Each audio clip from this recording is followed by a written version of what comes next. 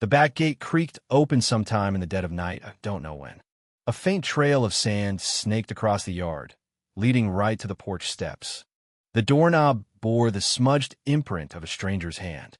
No doorbell, no knock, just a shadow lurking behind the gauzy curtain, silent and still. My mouth went dry, like I'd swallowed shards of glass. Something was brewing, calculated, cold, and vicious. They were baiting me, waiting for me to slip up. But I'd wait too.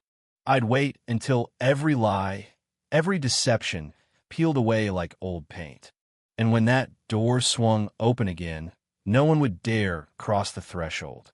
For years, my family has rented a charming seaside cottage in Crescent Cove, a sleepy coastal town, every summer. My wife, Emily, and our two kids, Lucas and Sophie, can't get enough of it. We've woven a tapestry of memories in this little haven. I'm James Carter, 40, a high school history teacher for the last decade.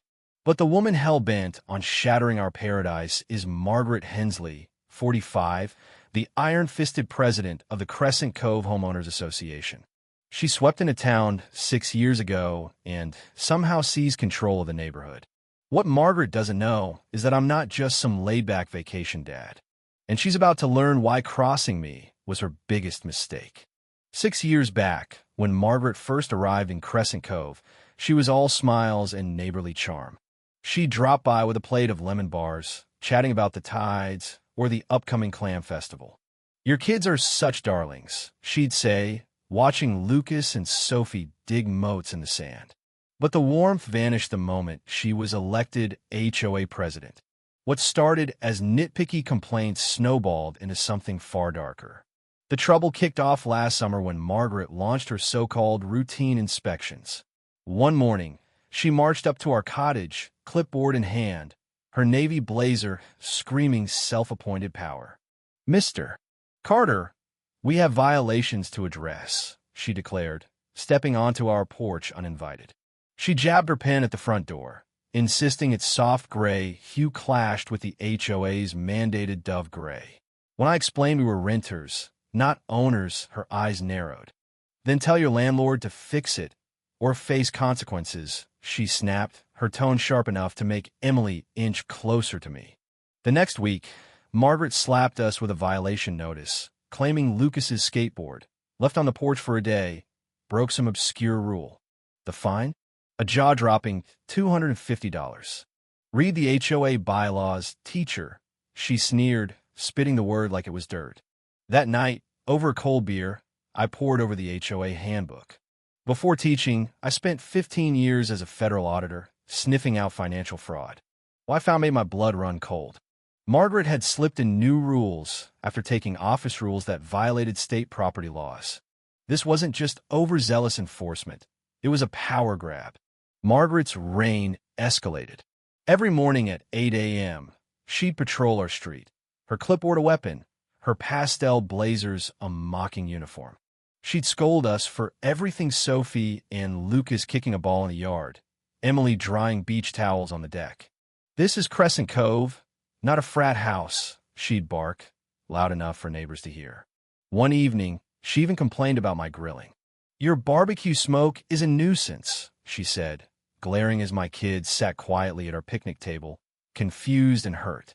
The breaking point came when Margaret staged an emergency HOA meeting right outside our cottage. With 20 neighbors watching, she accused us of flouting community standards, demanding our landlord evict us for being uncivilized. The humiliation stung as she ranted. "These teachers with their long summers off don't belong among hard-working folks." Emily squeezed my hand, whispering, "Don't let her win." But the pain in her eyes was unbearable. Our sanctuary was crumbling. That night, as I debated abandoning Crescent Cove, our neighbor, Mr. Harold Grayson, a 68-year-old retiree, approached me on the porch.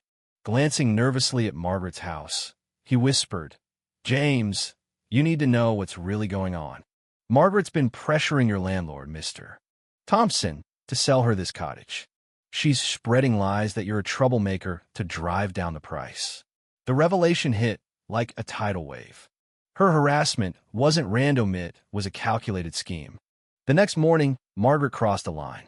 She stormed up with a fake lease termination notice, screaming, "This cottage is my family's legacy.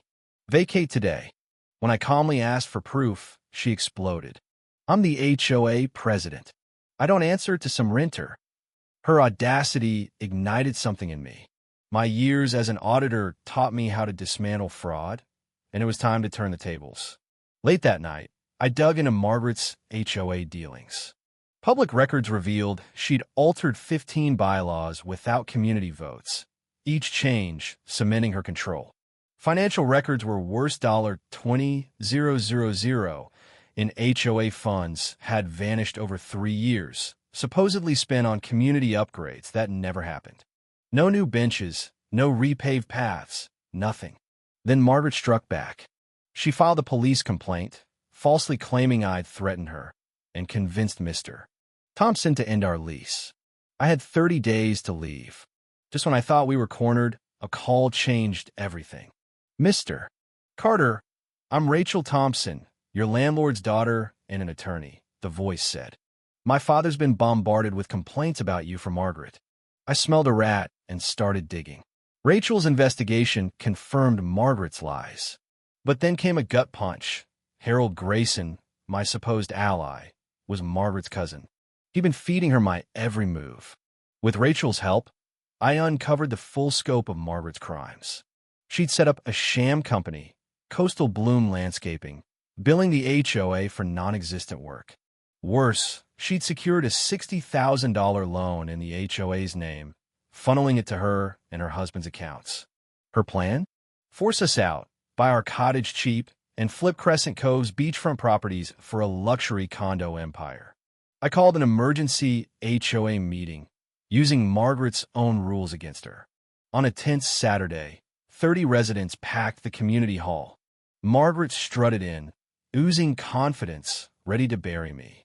"Mr. Carter's a menace," she began, her voice dripping with venom. But I stood, calm and ready, and projected my evidence.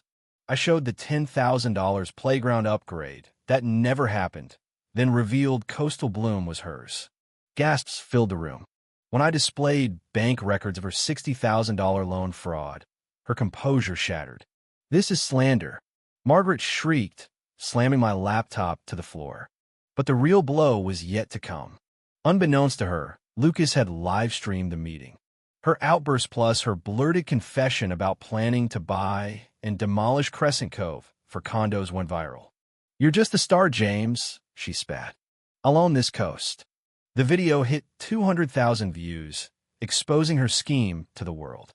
For months later, Margaret was sentenced to 6 years in prison for fraud and embezzlement. Her husband got 4. Their assets were sold to repay the HOA. The feds uncovered a decade-long trail of scams across 3 states.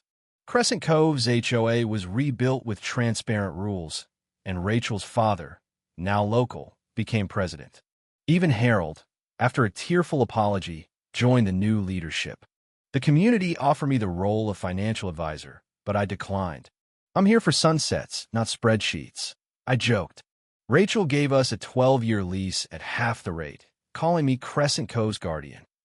Our cottage is now a symbol of resilience, marked by a sign Emily hung, "The Carter Cottage, where truth meets the tide."